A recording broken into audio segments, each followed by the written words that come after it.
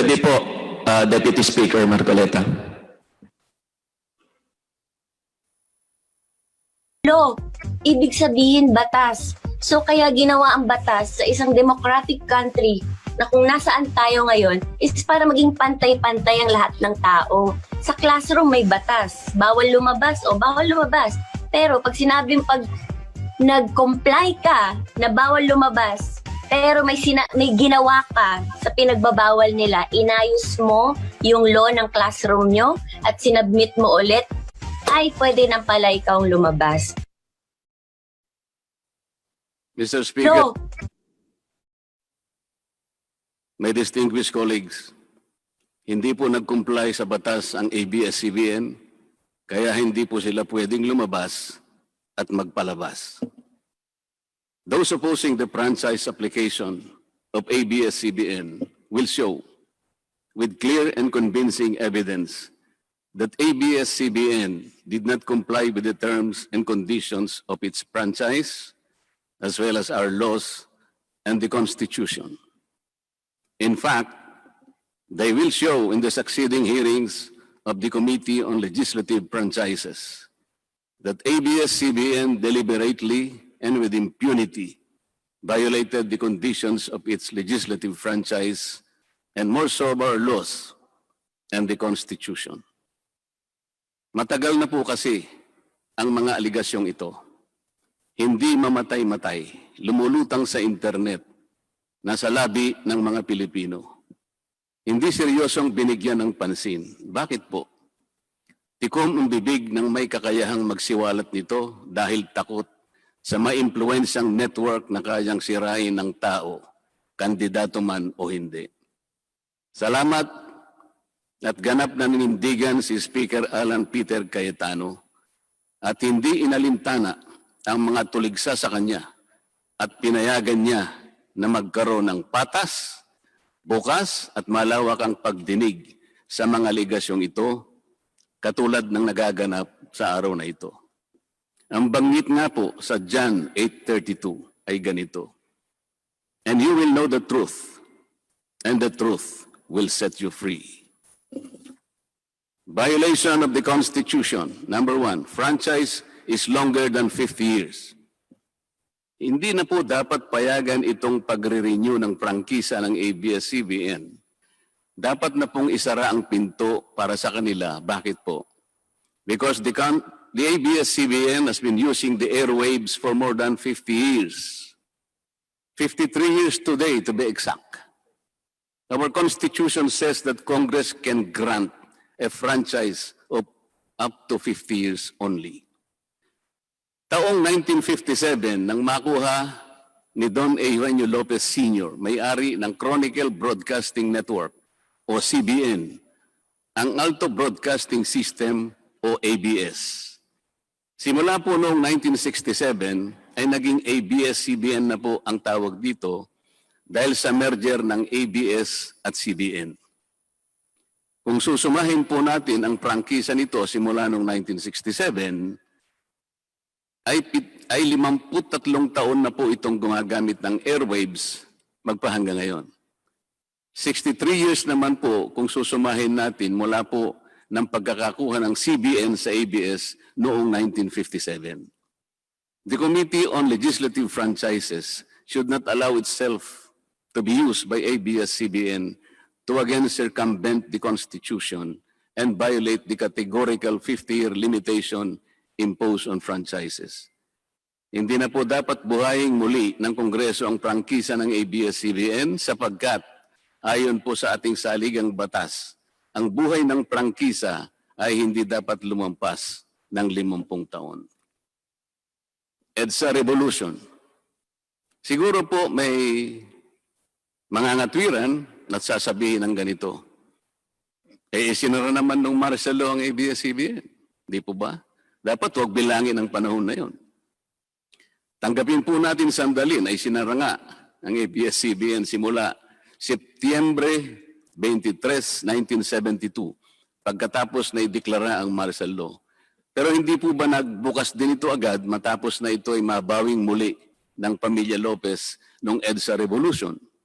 Hindi ba't kulang-kulang 13 taon din po ang namagitan na panahon? So let's assume that we subtract 13 years from the 63 years that ABS-CBN has been in operation starting 1957 when CBN acquired ABS. Hindi ba't 50 taon din po ang magiging resulta? Ibig pong sabihin, tapos na at paso na pa rin ang prangkisa ng ABS-CBN with or without martial law. Hindi ba't sobra-sobra pa rin ito at lalabag pa rin sa ating saligang batas? Naging palasak nga noong panahon ng martial law ang kantsaw na tama na, sobra na. Subalit ang mahalagang tanong po ng taong bayan na hindi pa nasasagot magpahanggang ngayon ay kung paano biglang nabawi ng mga Lopez ang ABS-CBN mula sa pag-aari ng gobyerno pagkatapos maitalaga ang Cory administration. Sinulatan po noon ni dating Senador Lorenzo Tanyada ang Presidential Commission on Good Government na isoli na sa mga Lopez ang ABS-CBN kahit may arbitration pang nagaganap sa pagitan ng pamahalaan at ABS-CBN. Na i-turn over po agad ang istasyon ng ABS-CBN sa mga Lopez sa kabila ng wala pang pagtukoy sa tunay na pagmimay-ari nito ayon sa kautusan sa Board of Administrators na binuo sa Letter of Instruction number 1 ni Pangulong Cory Aquino. Sa ngayon po ay wala man lang mailabas na papeles tungkol dito ang PCGG. Nagbayad po ba ang ABS-CBN sa Administrasyong Cory Aquino? Nag-public bidding po ba? Bakit tila ura-urada at habang magulo pa ang lahat dahil katatapos lang ng EDSA Revolution, ay biglang napasakamay na muli ng mga Lopez ang ABS-CBN. Nakabatay po ba ito sa batas? Hindi po ba dapat sagutin ng ABS-CBN ang mga tanong na ito upang mapanagot po ang dapat na managot kung meron man? Foreign ownership. Puntahan naman po natin ang muling pagbubukas ng ABS-CBN noong 1986. Pati po kasi noong panahon yun ay may paglabag na rin sa ating saligang batas. Ano po kaya yun? Dahil Amerikano at hindi Pilipino ang may-ari at namahala sa ABS-CBN na mariing ipinagbabawal ng saligang batas. Congress should deny the franchise application of ABS-CBN for its clear violation of the Constitution, requiring 100% Filipino ownership and management of mass media companies. ABS-CBN's former president, Mr. Eugenio Gaby Lopez III, was an American citizen when he took the helm of the company in 1986 as director, then president, and then chairman in the later years. It was only in 2000 that he petitioned for recognition of Filipino citizenship and was issued a certificate of recognition as a Filipino citizen in 2002. At kahit sabihin po natin wala na ngayon sa management ng ABS-CBN si Ginoong Gaby Lopez, nagpatuloy pa rin ba sa paglabag sa saligang batas ang ABS-CBN? Opo. Dahil magpahanggang ngayon ay nagbebenta pa po sila sa mga banyaga, mga hindi Pilipino, ng pag-aari o ownership rights ng ABS-CBN. Through an intricate web of corporate layering, ABS-CBN lets non-Filipinos to own its common shares through the issuance of Philippine Depositary Receipts o PDRs. In September 1999, the ABS-CBN Holdings Corporation offered 132 million Philippine Depositary Receipts underlying the 132 million common shares of ABS-CBN. Immediately prior to the closing of the PDR's offering, Lopez Incorporated, the main stockholder of ABS-CBN Corporation, transferred 132 million ABS-CBN shares to ABS-CBN Holding Corporation, its alter ego. With the many rights afforded to the holders of these PDRs, most of whom, if not all, are foreigners, ABS-CBN Corporation virtually allowed these foreign holders beneficial ownership and potential voting rights. This is a circumvention of the strict foreign equity restriction imposed by the Constitution on mass media companies. Quite obviously, the ABS-CBN PDR instrument, a creative financial mechanism, is being used as a subterfuge to indirectly own the underlying ABS-CBN shares of stock. Violation of workers' rights under the Constitution. ABS-CBN violated the rights of its own workers. It denied them their just share in production as required by the Constitution. It committed unfair labor practices, which consequently denied its employees the benefits required by law to be provided to all employees. Isang halimbawa po dito ay ang asunto na isinampa ng halos 100 o mahigit sa 100 manggagawa ng ABS-CBN sa National Labor Relations Commission o NLRC dahil sa pagtanggal sa kanila dahil sila raw ay mga talents lamang at hindi mga regular na empleyado. Nanalo po ang mga manggagawa sa NLRC at maging sa Court of Appeals. Bakit hindi na lang nila sinunod ang hatol at umapila pa ang ABS-CBN sa Korte Suprema? Ito ba yung sinasabi po kanina sa opening salvo na ang pagmamahal sa kanilang kapamilya ay ganun na lamang? Mali naman po yata na sabihin ng ABS-CBN na lampas sa 11,000 ang mga empleyado nito dahil kung ito po ay masusi nating iimbestigahan, may 2,661 na po at isa lamang. 2,661 ang mga regular na empleyado nito. Ang karamihan po o mahigit na 8,500 na kawani ng ABS-CBN ay tinagurian nilang independent contractors or talents, project workers at contractuals lamang kahit na pang-regular na empleyo ang trabaho nila. Ayon po sa ating labor code, kapag pang-regular ang tungkulin ng isang manggagawa, dapat siyang gawing regular employee. Hindi dapat contractual. Hindi dapat independent contractor, talent, o kaya project worker lang. Malinaw na labag sa batas ang ginagawa ng ABS-CBN. Sana ay ibalita rin po ito ng TV Patrol upang mabunyag ang libo-libong endo sa kanilang bakuran. ABS-CBN has not regularized its contractual workers and talents despite performing the functions of regular workers. It even forced some of its workers to sign employment contracts containing waiver of the right to regularization. And those who refuse were unceremoniously terminated from work. ABS-CBN has subcontracted most of its production work to subcontractor production companies, despite the fact that production is directly related to its core business.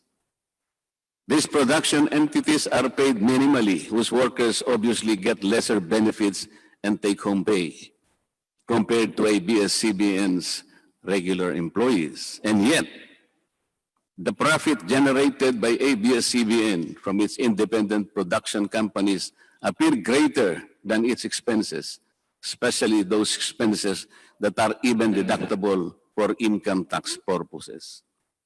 Kung kaya't hindi po may kakaila sa publiko na napakarami ng labor cases na hinarap at haharapin pa ng ABS-CBN. Ang masaklap pa po dito ni hindi nagbibigay ng contribution ang ABS-CBN para sa benepisyo ng kanilang mga empleyado. Dahil po sa 2,661 lang ang regular employees nito, ang mga ito lang ang may benepisyo. Ang iba po na mahigit 8,500 na nagtatrabaho sa ABS-CBN ay wala po ni katiting na government-mandated benefits na natatanggap katulad ng SSS, PhilHealth o kaya Pag-ibig. Kanina po sa opening salvo, narinig po natin na ang kanila pong isinasangkalan ay yung kanila pong mga kawani, mga manggagawa. Ang kongreso pong ito ay nakikidalamhati. Nalulungkot din po. Bakit naman po hindi? Kung pwede po nating ipaghalimbawa, sandali lamang po, ang ABS-CBN sa isang jeepney driver. Alam po niya na wala siyang prangkisa. Nagsakay po siya ng napakaraming pasahero. Yung mga pasahero naman po, bago sumakay doon, hindi naman niya tatanungin sa driver, mamang chauffeur, kayo po ba ay may prangkisa? Yung rota po ba ninyo, pinapayagan yan? Wala pong nagtatanong na gano'n kasi mabilisan eh, pare-pareho pong nagmamadali. Ano pong masita siya ng LTFRB? Gagamitin po ba nung driver na yon o nung taxi driver na yon o yung bus operator na yon? Kawawa naman po yung pasahero namin kung patitigilin mo ngayon. Meron pong pupunta sa ospital, meron pong pupunta sa trabaho, meron pong pupunta sa eskwela. Napakarami pong gawain itong mga taong ito. Ito po ba ang ibibigay po ninyong halimbawa? Hindi po ba dapat kayo muna ang kauna-unahan na nag-isip ng kapakanan nila? Ilagay ninyo sa magandang kalagayan ang pagpapatupad ng prangkisa ninyo at wala pong malalagay sa alanganin. Huwag po ninyong isasangkalan ngayon ang inyong mga manggagawa at kani-kanilang pamilya. Hindi po ganon. Sasagutin po ninyong aligasyon na ito, hindi po sa pamamagitan ng emotional appeal. If this indeed the true house of the people, the Committee on Legislative Franchises must side with the poor workers of ABS-CBN in denying its franchise, justice to them will be finally served, although ironically, this will also entail some sacrifice on their part. Political bias. ABS-CBN has been biased and partisan in favor of particular candidates and against certain candidates during the 2010 and 2016 presidential elections, contrary to the terms of its franchise and in violation of the Omnibus Election Code. Hindi naman po lingid sa kalaman ng marami, kung hindi man lahat, kung paano naging pro-Noynoy Aquino ang ABS-CBN noong 2010 at pro-Grace po at Lenny Robredo naman noong 2016. It is also a matter of record that ABS-CBN failed to air some of President Duterte's political advertisements during the 2016 campaign period, despite receiving the payment for said political ads. Ang masakit po dito, kung hindi pa sila pinigilan ng korte sa pamamagitan ng isang TRO, ay nakahanda na palang ipalabas ng ABS-CBN sa bisperas mismo ng pagtatapos ng campaign period ng 2016 presidential elections. Ang mga anti-Duterte advertisements na binayaran ng isang dating senador, sinadya ang timing para hindi bigyan ng pagkakataong makasagot pa si Mayor Duterte na noon ay kandidato bilang presidente. Mabuti na lamang at napahinuhod ng ang korte ng petisyon ni Speaker Alan Peter Cayetano na noon po ay Vice Presidential Candidate ni Pangulong Duterte at dagliang nag-issue ng TRO ang korte sa ABS-CBN. It is now a public knowledge that President Rodrigo Duterte and Speaker Alan Peter Cayetano expressed their disappointments over ABS-CBN's unfair reportings and meddling in previous elections. For those opposing the franchise application, hindi na po dapat payagan ng ABS-CBN na muling pakialaman ang politika sa ating bansa. Panahon na para ang taong bayan ang pumili ng mga namumuno na gusto nila at hindi ang napipisil ng ABS-CBN. Paalala lang po sa ABS-CBN, you are a broadcasting company, not a political kingmaker. Either you play ball or you play fair. Multiple channels in one franchise. Mga kababayan, inabuso po ng ABS-CBN ang kanilang prangkisa. Sa hindi nila may paliwanag na dahilan o maaari namang sinadya na gamitin ang kanyang prangkisa para sa isang channel lamang, pero gumamit pa ng ibang prangkisa ng telekomunikasyon na hindi naman pang broadcast upang mas kumita at makapagbenta sa pamamagitan ng maraming channels. ABS-CBN violated the terms and conditions of its franchise by offering its TV Plus boxes for a one-time fee but using the free-to-air signal authorized in the franchise granted by Congress at no cost to ABS-CBN. Tubong lugaw, ika nga. But this practice of ABS-CBN without permission from Congress or the National Telecommunication Commission is killing the cable industry, which depends on monthly-based subscription of its clientele. At bukod po sa pagbebenta ng TV Plus box sa publiko, sa Kapamilya Box Office Channel na nakapaloob dito, ay nagawa pang maningil ang ABS-CBN sa bawat pelikulang gustong mapanood ng publiko sa KBO Channel. Ibinenta na nga ang TV Plus box, ibinenta pa rin ang mga palabas na pwedeng mapanood sa TV Plus box. Dobleng tubong lugaw na po ito. Hindi po saklaw ang mga ito sa prankisa na ipinagkaloob ng Kongreso sa ABS-CBN.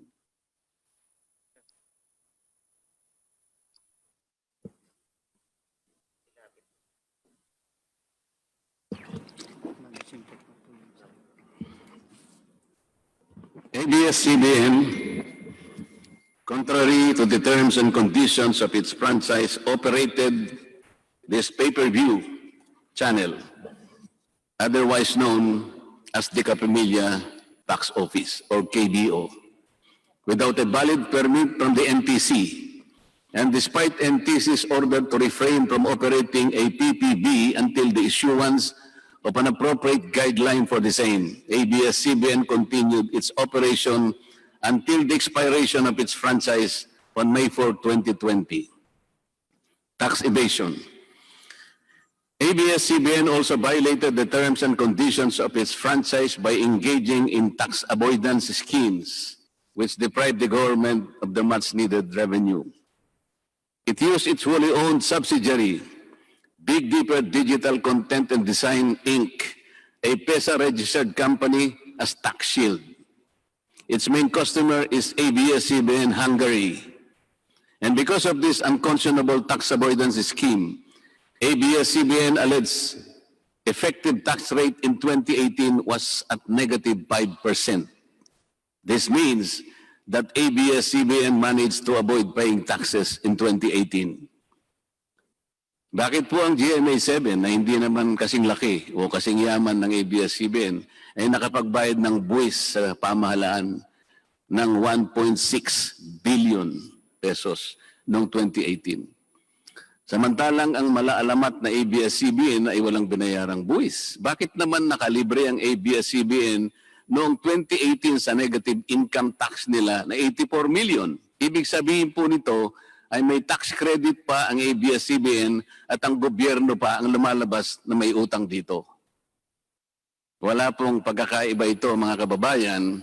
Sa isang taong nangutang sa tindahan, binigyan pa ito ng sukli. In 2019, ABS-CBN again did not pay its rightful taxes. It avoided this by entering into compromise agreement with the Bureau of Internal Revenue, with the latter accepting the settlement of 152 million pesos plus from ABS-CBN, equivalent to only 40% of its assessed deficiency in income tax, value-added tax, and documentary stamp tax payments. But this is only one among the 4 other cases lodged by the BIR at the Court of Tax Appeals, all of which were also settled by compromise. Bakit po ganun? Hindi po ba nandun sa prangkisa ng ABS-CBN na babayaran nila lahat ang rightful taxes? Kinakailangan po bang sila ay habla pa ng BIR bago sila mapilitang makapagbayad lamang kahit settlement lamang? Ang linaw po ng kanilang prangkisa na babayaran lahat ang kaukulang buwis. Bakit kailangan pong sila ihabla at idemanda pa ng BIR para lamang sila ay makapagbayad? There are also allegations to date that ABS-CBN's Lingkod Kapamilya Foundation, ALKFI, is being used as ABS-CBN as tax shield, and that ALKFI also failed to file donor's tax return and pay the donor's tax. Ito po ang mas nakalulungkot dito, mga kababayan. Kapag politiko o government official ang nagkawang gawa, epal ang tawag dito ng ABS-CBN. Kahit mula pa sa sariling bulsa ng politiko ang pinanggalingan ito. Pero kapag ito ay galing sa lingkod kapamilya, puro pangalan ng ABS-CBN ang kanilang pinangangalandakan, katulad po ng nakita natin ngayon. Alam naman natin na galing naman sa lahat, sa mga donors ang pondo na ginamit nila. Meron po kayang nanggaling sa yaman ng ABS-CBN. Di baling ang pantulong ng ABS-CBN ay galing sa donasyon ng ibang tao. Di baling ang perang pantulong ay mula sa tax avoidance ng kumpanya. Ang mahalaga ay mapalabas nila sa pamamagitan ng sa mamamayan, katulad po ng nakita natin ngayon na napakabuti at napakabait ng ABS-CBN. Kami po ay naniniwala na unti-unti na pong nabubuksan ang katotohanan sa ating mga mamamayan. Hindi po ba mas maganda at katanggap-tanggap na tumulong sa kapwa ng walang nalalabag na batas at buong sikap pang nasusunod ang prangkisa? Dahil po ba kayo ay nakapagdudulot ng saya, ng aliw sa ating mga mamamayan? Dahil po ba kayo ay nakapagbibigay ng inspirasyon, ng pag-asa, ng katatagan ng loob na kagaya po sa opening salvo kanina ng representative ng ABS-CBN? Hindi na po ba natin susundin o tutuparin, isasaalang-alang ang ating mga batas, ang ating saligang batas, o kaya ang prangkisa ninyo? Makakapagpasaya naman po tayo. Makakapag-inspire po tayo nang hindi po tayo lumalabag sa batas.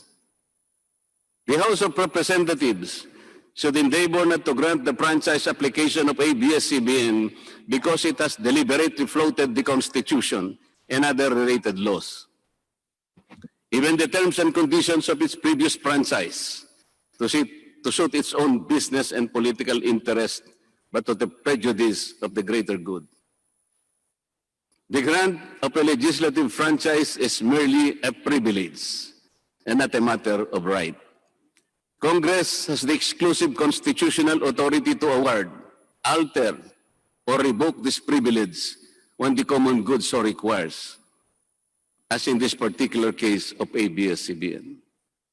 We believe that it is but right for the House of Representatives to deny this time the franchise of ABS-CBN for flagrantly violating the Constitution and related laws, even its own franchise, making it unworthy of the grant of this special privilege by the state.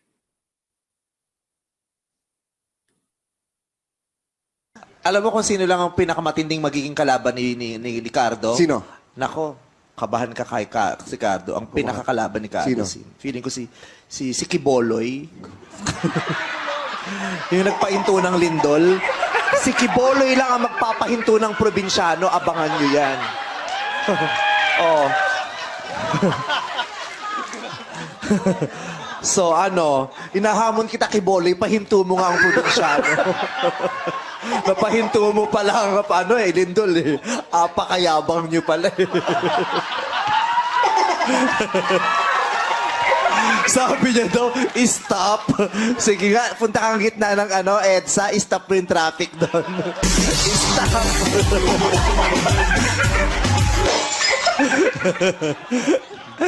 Iba ka, Kiboloy. Alam mo kung sino